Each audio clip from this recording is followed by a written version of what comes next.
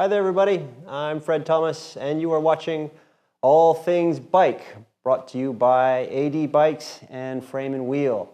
And today we are speaking with Norm Patry of Summer Feet Cycling. Norm, welcome to the show. Thank you, sir. Great to have you down here. Nice to be down here. Is it summer yet? Will it be summer soon? It's not quite summer yet. Oh, man. At least not here in Maine. Seems like we had a very snowy week last week, But it sneaks right up on you. It does. And before you know it, Yes. you've got summer feet. And what is that? I mean, summer feet is explain that. Is it the urge, or is it really sort of relevant to our feet? Explain the name Summer Feet? Yeah, the name. The name Summer Feet really has nothing to do with cycling. Okay. It was all about when we were little kids and we get out of school and we spend the summer running around barefoot. And your feet would toughen up. That's right. And we call that getting summer feet. That's right. And when I was thinking about starting the business, I was standing barefoot in Christmas Cove and decided I wanted more of that in my life. That's great. I think I was thinking initially that it was that sort of the anticipation of summer, and you want to get out there and you want to embrace it and see it and travel and go around. But you got the Maine definition, the summer of the Maine summer definition. Well, that's great. Well, how long has the company been going? It's our 17th year. 17th year. Yes. Wow. And it's not all about Maine. You've got tours all over the map. Explain a little bit. Yeah, so we offer luxury cycling experiences for active adults in the U.S., Canada, and Europe currently. Right. So what about whereabouts in Canada, for example? Quebec, Nova Scotia, Cape Breton, so eastern Canada. Right nearby. Yeah. And explain about that. I mean, because I think most people will think that it's just Maine or it's just New England. What's different about riding your bike up in Canada? I mean, there are a number of things about different. Certainly, you go to Quebec, it's like being I want to say it's like being in a foreign country, and it is being in a foreign country, but it feels much more like a foreign country than, say, Toronto would. Right. Because you've got the French language and the French history and the French culture, as well as the charms of Quebec City. Right. And although geographically those places are very close, geographically they're also very different. You know, in Quebec, we're riding the St. Lawrence River Valley, just a stunning river valley.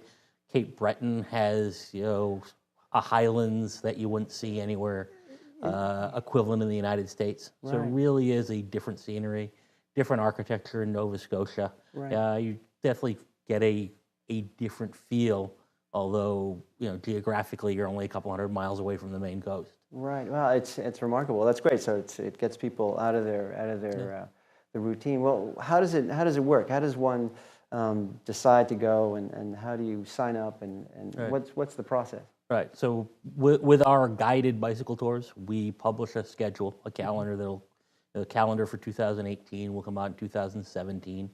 Get them out on our web in September 2017. Right. Get them out on our website, and then promote people going to our website and joining us on some of our wonderful cycling vacations. Right. So there's a lot of planning involved. Yes. I mean, so how do you plan a route? Do you actually get out there and drive it, or do you work with other people? Yeah. So pretty much everything in Maine and Nova Scotia and Quebec, I got out and I drove. I actually got in my car and figured out all the logistics. Right. In Europe, we generally work with a trusted partner who will do a lot of the heavy lifting for us, and we'll just bring them the group, and then they'll execute it to our standards. Right. And I mean, do you ride these tours yourself, or do you ride some of them? I ride some of them, sort of based on two criteria. One, do I want to go do it? Two, do I have staff to do it? Right. But generally, I don't spend a lot of time these days leading my bicycle tours. Yeah, well, I can't run a business and lead a tour at the same time. Right, understood. So I have to be selective about when I lock the door and go ride my bike. Yeah, no, well, that's understood. But what about the staff members who are leading the tours? I mean, how do you know that they can do it, or right? Standard? I've had some of my employees working for me for almost 15 years now. Wow. So pretty much I have criteria what I look for in a bike tour guide, because really it's about customer service. As an employee, it's not, you get to ride your bike, but it's a customer service job on the bike. Right. So I want people who have a real passion for taking care of people and making sure their experiences is fantastic. Right. And everything beyond there is I train them to my standards. That's great.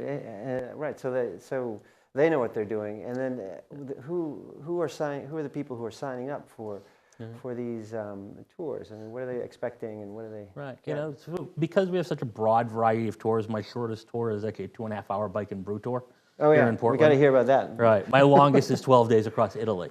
Wow. So different levels of tours attract different level of cyclists with different needs. Right. Generally, the bulk of our clients come from the U.S.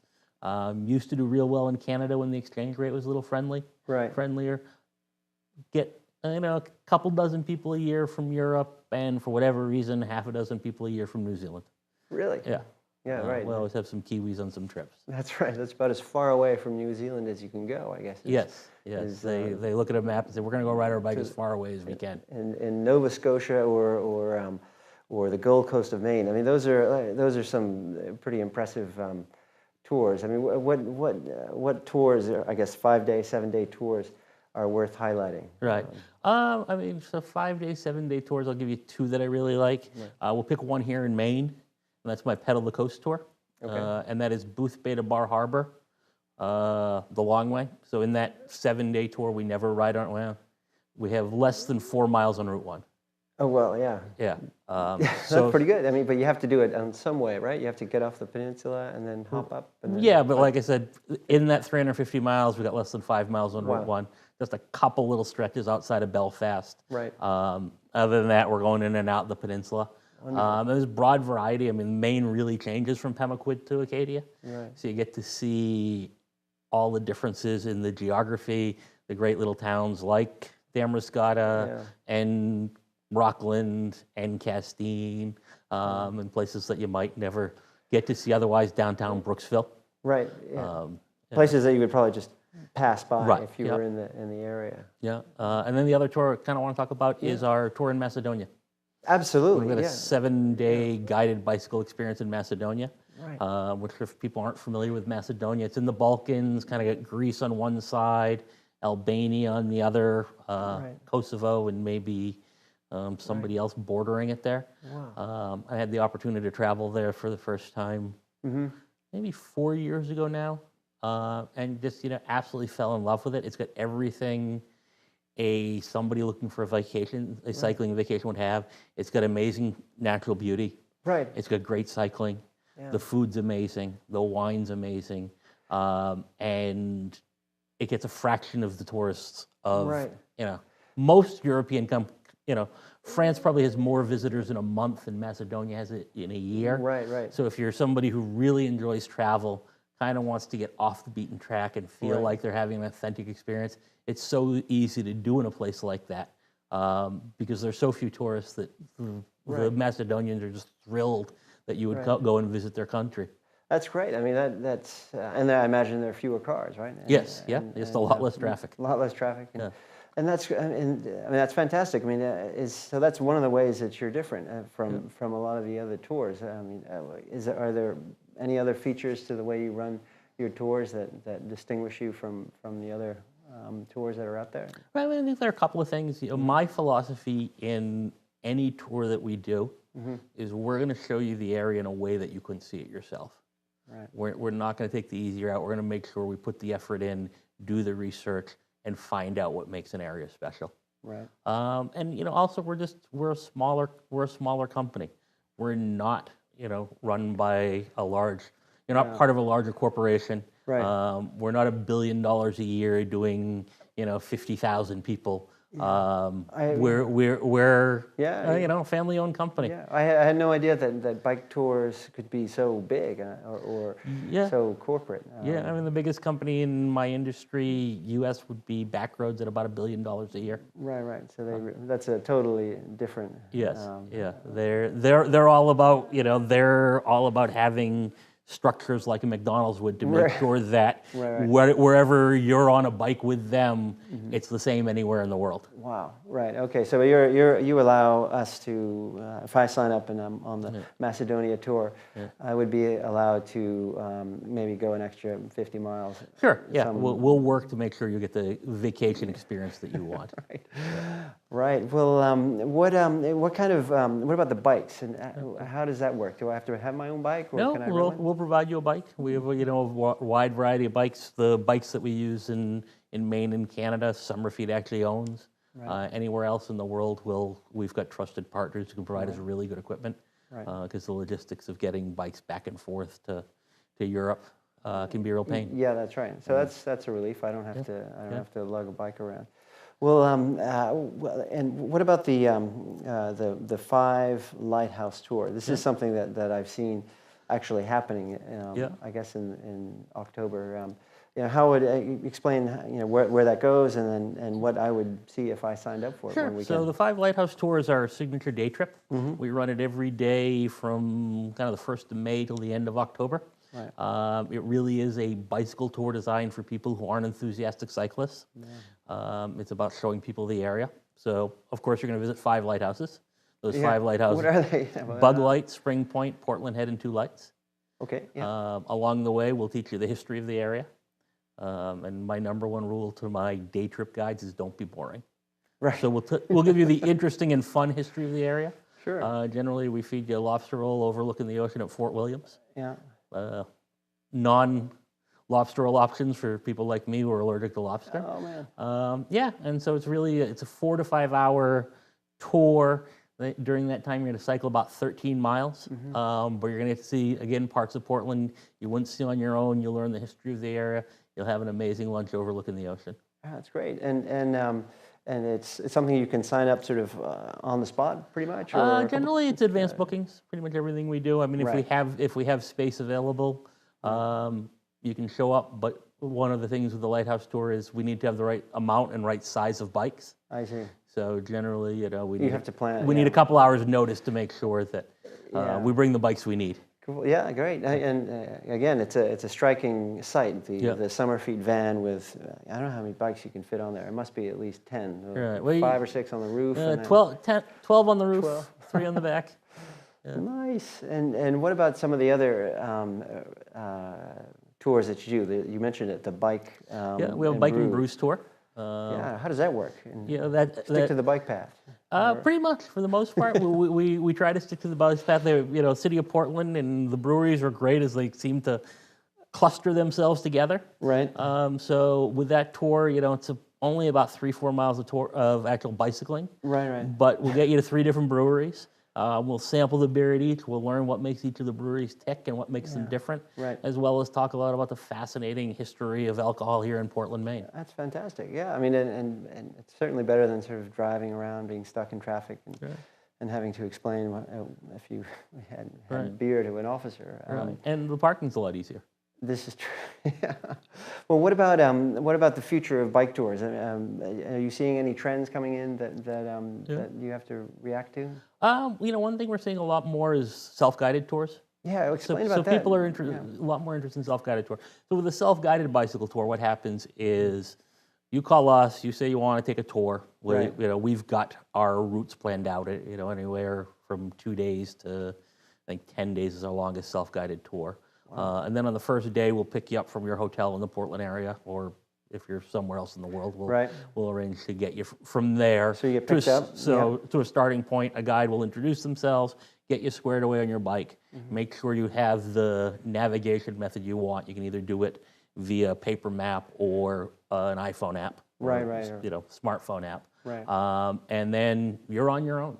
We'll take your luggage, we'll drop it off at the next inn, but you have the freedom and flexibility to go at whatever pace you want, stop and go swimming, take a 2-hour lunch. You kind of you create the experience for yourself, knowing that, 1, you don't have to carry any of your stuff. Right. 2, if something goes awry, you can always pick up the phone and call us and we'll find a way to help you out. Wow, I mean, that's really compelling because I find myself going on these so-called training camps and 5 days of just riding.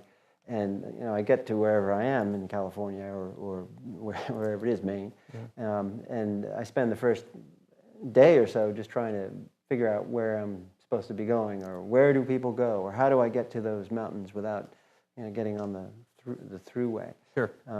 And I mean, so it sounds very compelling. I mean, do people are people going to just at some point, do you think, just go entirely digital the way trainers have gone to Zwift and we're on our GPS all the time? I don't know. I think there's some old school people who are happy with paper, but the nice thing about having an app is it says, "Hey, turn here." Right. Particularly here in Maine, where we're notoriously bad about marking roads, Yeah. or a road might change name from one end to the other because it switches towns. Right. So when you get into those situations of, is this the right place to turn? Having an app that says turn here, really, it also frees you up to to focus on the scenery. To ride. You're not stressed. You're just kind of going along, and it'll say, "Hey, turn here." That makes a lot of sense. I mean, I've spent so many hours trying to figure out the miserable GPS Garmin thing, and it's going in reverse. It's heading north. I'm going south. And that's why we actually went with a smartphone app. Right. Just because anybody can download it and use it. Where if we were Garmin focused, then we're responsible for providing the Garmins, fixing the Garmins, making sure everything's loaded. Yeah, just go with the phone. It's just easier, cleaner, simpler to use an iPhone app or a smartphone app. Yeah, no, absolutely. Yeah, that sounds fantastic, Norm. I think you sounds like you're on the right track. Anything else that we should know that you want to mention about what's coming up next year for summer feet or what's coming up in 2017? Or any new routes? I mean, you've got nothing real new coming out in 2017. I'm going to go to Albania in April and ride a route there. Okay, that's of interest of me. And then there's an area in southern Brazil that I'm going to explore probably in the fall. Cool. Looking at adding a few new things in Italy. Right. I've got some potential interesting self-guided tours in Italy. But it sounds like you've got a pretty comprehensive menu of places to go and ride. Yeah, I mean, I have to add it up. I think we're in 7 different countries right now, so. Wow. 16 different trips in Maine from 2.5 hours to 10 days and 7 different countries. So we kind of have a bike tour for anyone. That's great. Regardless of what you're looking for. That's wonderful, Norm. Well, look, thanks so much for coming down and explaining all about summer feet cycling. It sounds really compelling. Well, thank you for your time today. It was a pleasure to be here. Anytime. Thanks so much. That was Norm Patry of Summer Feet Cycling, and you can learn more about the company and their tours online. They're on Facebook too. That's all we have time for right now. Thanks so much for watching, and we'll talk to you again soon. All Things Bike with Fred Thomas is brought to you by Zentis, performance carbon wheels handmade in Austria for road and off-road riding. Zentis, next generation wheels. And Frame and Wheel eBay bike selling services. Time, space, cash. Pick 3. And AD Bikes, the modern face of Austro-Daimler cycling and the bike company of the future.